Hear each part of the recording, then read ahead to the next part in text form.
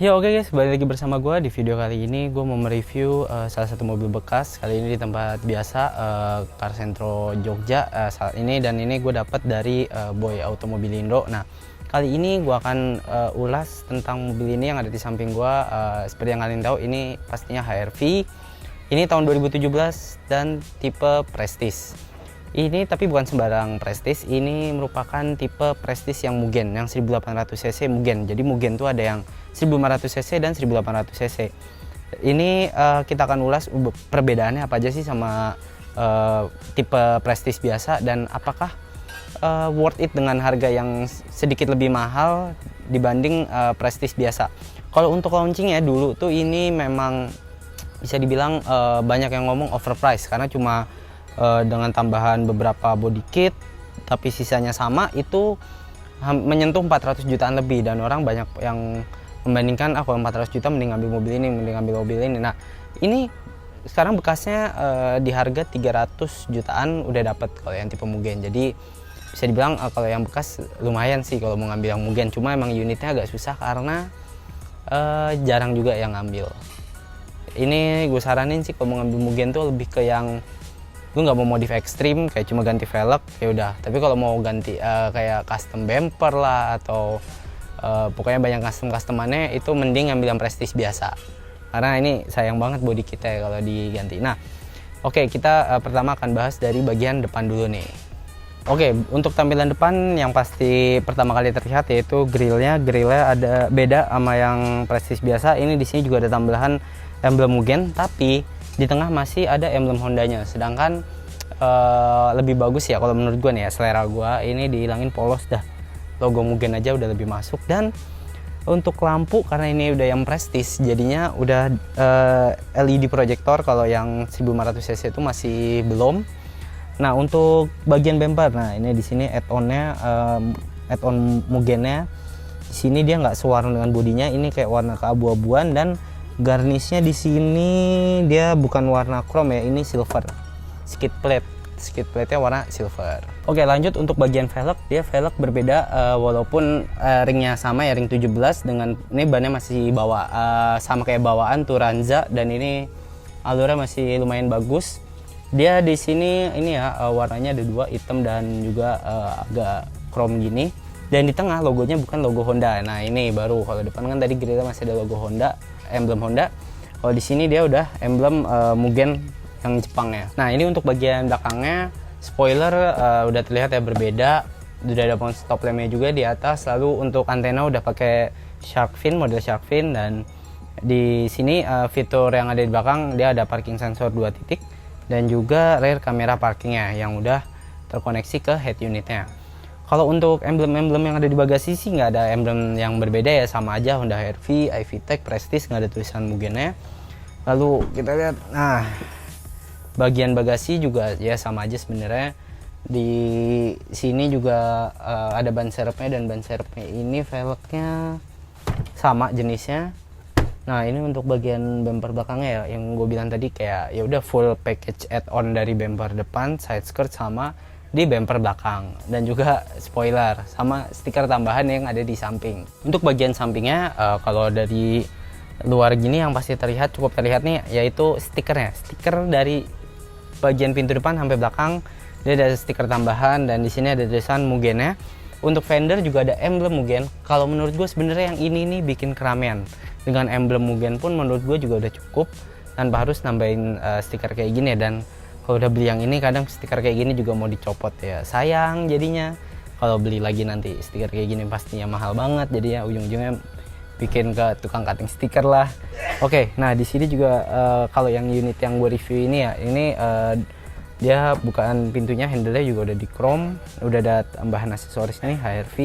Dan ini side skirt model Mugennya, dia ada list chrome, tapi ini nggak terlalu, bukan chrome. Dia ada listnya, kalau kelihatan dari kamera pasti kayak chrome, tapi melainkan adalah warna silver. Dan side skirtnya sama kayak dari depan, nyambung sampai belakang itu berwarna abu-abu. Sekarang kita udah di dalam dan kita akan nyoba fitur yang ada di dalamnya. Seperti sejauh ini sih yang terlihat masih sama aja kayak tipe Prestige biasa. Cuma setahu gue tuh di sini harusnya ada emblem Mugen, tapi ini tuh nggak ada, dan nggak tahu ya copot atau gimana, tapi itu nggak ganggu performa atau apa juga sih. Jadi yang penting yang lainnya normal. Sekarang coba kita sambil nyalain ya, ini engine start stopnya di sisi kiri setir. Oke, untuk mobil ini dia sudah terdapat pedal shift juga, lalu ini modelnya kayak floating gini, dan untuk bagian colokannya berada di bagian belakang kanan sini.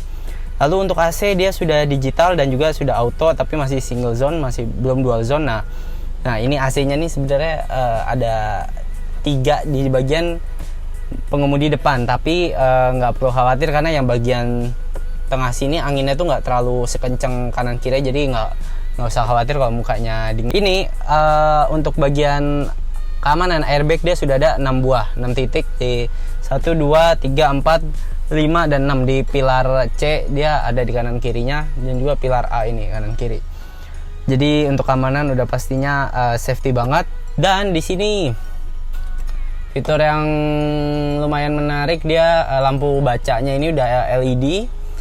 Lalu di sini juga sudah ada panoramic roofnya seperti biasa kesukaan gua. Kita coba. Nah, tinggal sekali pencet dan ya udah kebuka. Lalu kalau untuk yang panoramiknya biar kelihatan bagian belakang, nah gitu. Kalau ini buat yang bagian sunroofnya sih. Oke, kita close. Dan ini juga bisa ya kalau mau dibuka doang ke atas gitu.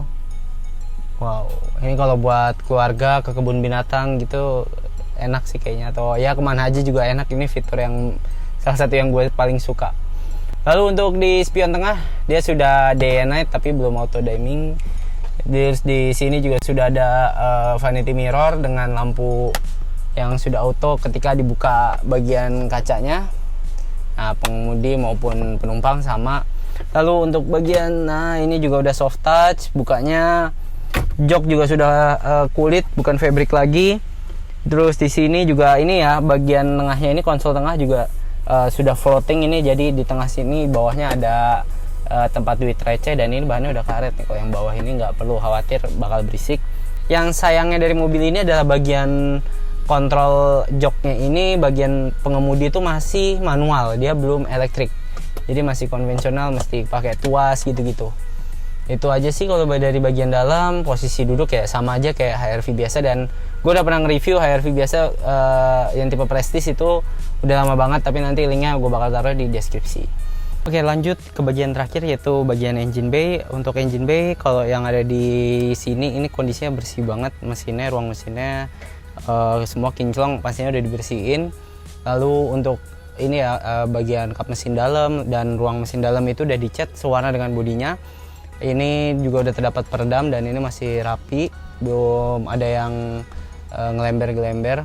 Dan di sini juga dia ini ya semua udah ke cover pokoknya, jadi posisinya bakal terlihat rapi banget. Dan untuk mesin seperti yang gue bilang tadi, ini nggak ada perbedaan sama Prestige yang ini ya, sama Prestige yang biasa. Dia sama 1800 cc 139 PS. Oke, jadi sekian untuk in-depth tour ini Honda HR-V Mugen yang Prestige tahun 2017. Semoga bermanfaat bagi kalian, dan ini unitnya sedang dijual, jadi kalau kalian berminat bisa langsung ke Boy Automobilindo aja, atau cek di IG-nya stoknya masih ada apa enggak.